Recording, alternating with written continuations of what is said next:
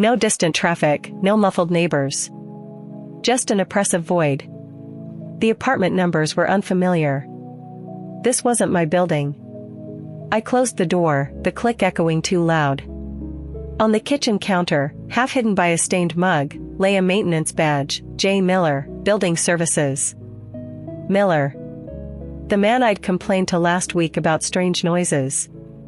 Just the pipes, he'd smiled. Now his badge was here. My gaze snagged on a discolored, raised floorboard near the kitchen. Desperate, I knelt, fingers scraping.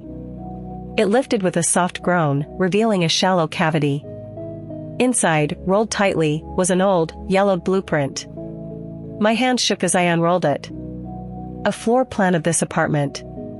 A section behind the living area was marked with faint, hand-drawn lines, hidden room, access from rear. The scratching intensified then, a frantic, desperate sound, precisely where the blueprint indicated. No longer rhythmic, but a frenzied tearing, accompanied by a low, guttural breathing that vibrated through the floor. It sounded hungry. The burner phone vibrated again. Me. Subscribe for part 3 to learn why the call came from me.